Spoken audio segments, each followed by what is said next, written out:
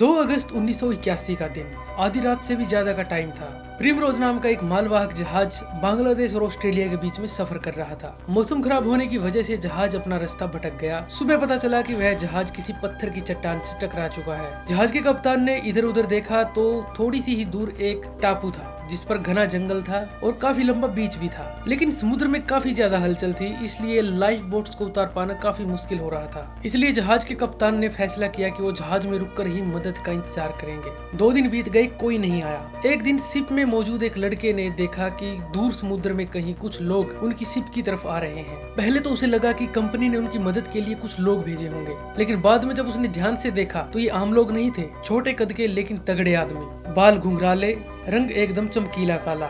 इनमें से किसी ने भी कपड़े नहीं पहन रखे थे सिवाय एक बेल्ट जैसी चीज के जो कि उनकी कमर से बंधी थी। उनके हाथ में तीर और भाले थे जिनको वो हवा में लहरा रहे थे और चिल्ला रहे थे। उस लड़के ने ये सब कप्तान को बताया। कप्तान ये सब देखते ही एकदम डर गया। उसने तुरंत शिपिंग कंपनी के ऑफिस में फोन लगाया और कांपती हुई आवाज में कहा कि 50 से 60 की संख्या में लोग उनके शिप की तरफ उन्हें मारने के लिए आ रहे हैं। शाम तक वो जहाज तक पहुंच जाएंगे, कोई नहीं बचेगा, जल्दी हेलीकॉप्टर भेजकर हथियार गिराओ। कप्तान की बातों से लग रहा था कि मानो स्टोन एज की बात कर रहा हो, जब आदि मानव शिकार करके खाता था। बहरहाल ये खबर सुनते ही ऑफिस और देश विदेश के मीडिया में खलबली मच गई। एक सरकारी प्रवक्ता ने कहा कि शायद प्रिमरोज का कप्तान पागल हो गया है। अगले दिन अखबारों में छपा कि इस आइलैंड के लोग आदमखोर हैं और इंसानों को मार के खा जाते हैं। इधर शिप पर उन लोगों की हालत एकदम खराब थी क्योंकि वो लोग शिप तक पहुंच चुके थे और उनके ऊपर तीरों से हमला कर रहे थे। शिप के लोग भी कोई डंडा, कोई फ्लेयर गन, कोई लोहे का पाइप, जो भी उनको मिला वो उठा के ले आया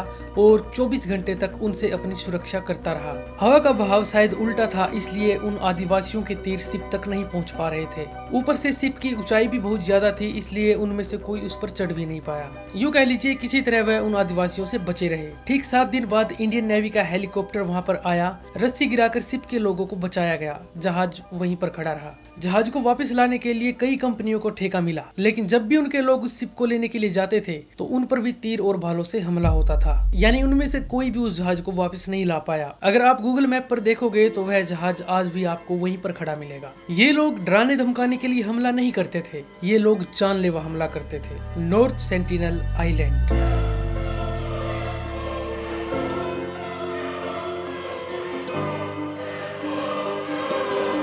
जिस टापू की हम बात कर रहे हैं वह भारत के अंडमान द्वीप समूह का एक छोटा सा टापू है जिसका नाम है नॉर्थ सेंटिनल आइलैंड। और जिन लोगों ने हमला किया था उनको नॉर्थ सेंटिनलीज कहा जाता है, क्योंकि हमें नहीं पता कि वो लोग खुद को क्या बुलाते हैं, इसलिए उनको नॉर्थ सेंटिनलीज ही कहा जाता है। ये दुनिया की एकमात्र ऐसी जगह है जहाँ के लोगों का आधुनिकता से कोई पाला नहीं पड़ा। यानी वो आज भी लगभग आदि मानव जैसी ही जिंदगी जी रहे हैं। और तो और वो आधुनिक इंसानों को भी इस आइलैंड पर पाँव नहीं रखने देते। यह दुनिया की एकमात्र ऐसी जगह है जहाँ के लोग आधुनिक दुनिया से हमेशा के लिए कट ऑफ रहे हैं। उन्होंने कभी किसी से कोई संपर्क बनाने की कोशिश नहीं की। आधुनिक मनुष्य का इनसे पहली बार पाला पड़ा साल 1867 में। तब भी एक मालवाहक जहाज यहाँ पर क्रैश कर गया था। शिप से करीब 86 लोग इस आइलैंड पर उतरे। 2 दिन तक सब ठीक रहा, लेकिन तीसरे दिन जब ये लोग नाश्ता कर रहे थे तब अचानक से इनके ऊपर तीरों से हमला हुआ।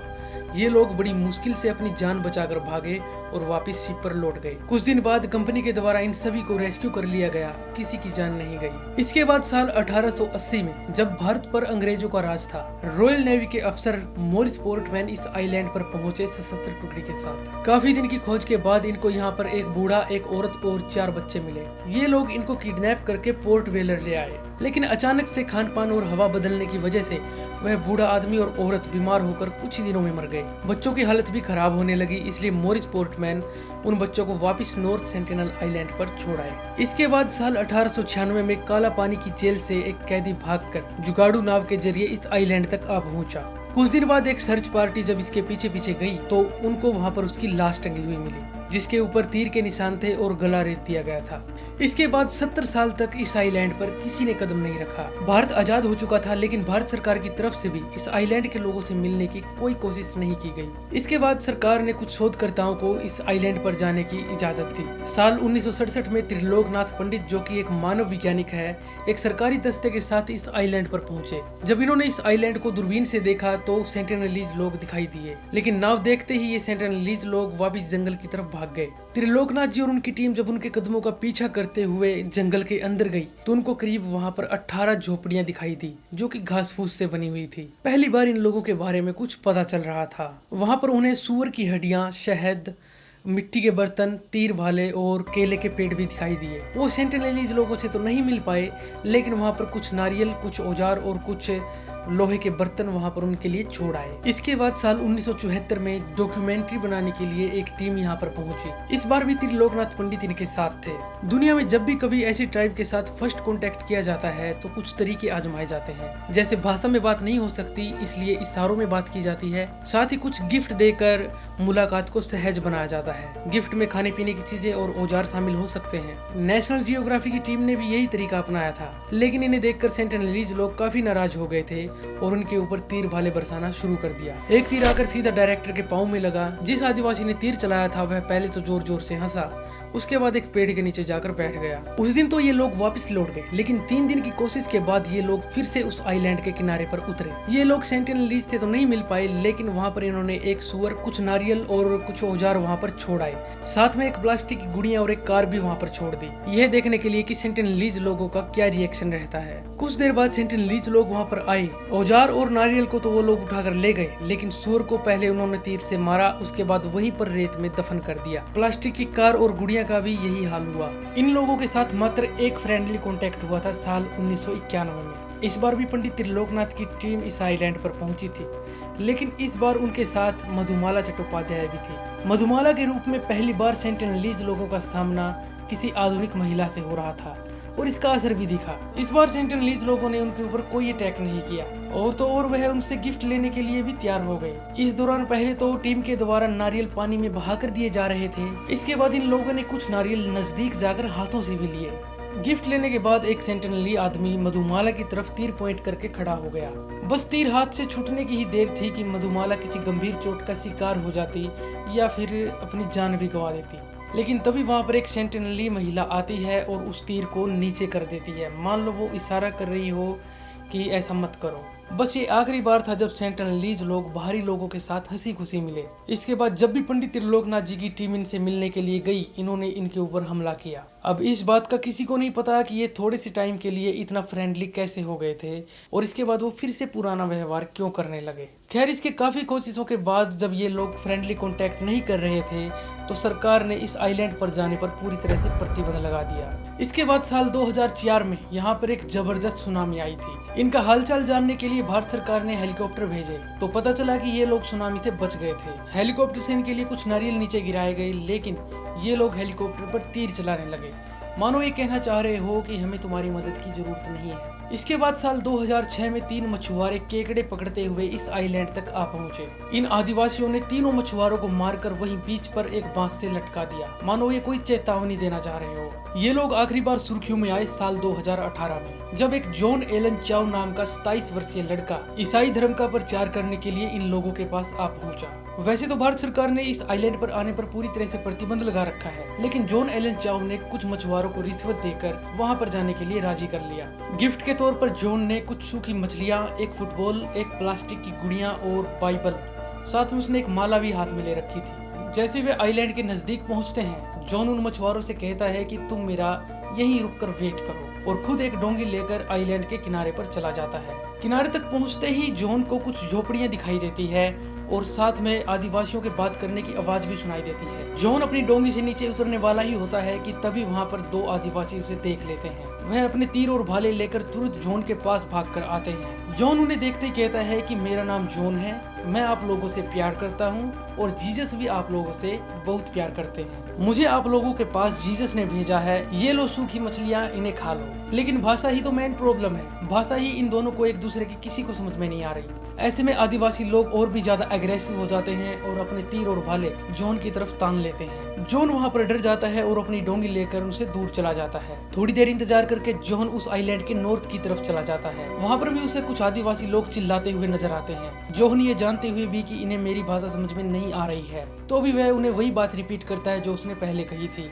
बदले में जॉन उनके ही बोले हुए वर्ड्स उन्हीं पर रिपीट करता है। यह सुनकर आदिवासी लोग जॉन पर जोर जोर से हंसते हैं। जाहिर सी बात है कि सेंटिनलीज लोग जॉन को गालियां दे रहे थे या फिर अभद्र शब्द कह रहे थे। इसके बाद जॉन अपनी डोंगी से उतरकर उनके पास चला जाता है, लेकिन एक सेफ डिस्टेंस पर रहकर वह अपने साथ जो गिफ्ट लाया था उन्हें जमीन पर फेंकना शुरू कर देता है। ये सब देखकर एक यंग सेंटिनलीज लड़की और एक छोटा बच्चा जॉन के पास आ जाते हैं अपने धनुष लेकर। पीछे से एक सेंटिनलीज आदमी जॉन की डोंगी छीन लेता है, लेकिन जॉन उन बच्चों के और पास जाता है और बाइबल खोलकर उन्हें कुछ समझाने की कोशिश करता है, लेकिन वह यंग लड़की जॉन के ऊपर तीर चला देती है, लेकिन तीर जॉन को न लगकर बाइबल पर लग जाता है, यानी जॉन की जान बच जाती है। जॉन एक बार फिर से डर जाता है और वहां से भागता है, लेकिन इस बार उसके पास उसकी डोंगी भी नहीं है, इसलिए उसे तैरकर अपनी बोट के पास जाना पड़ता है।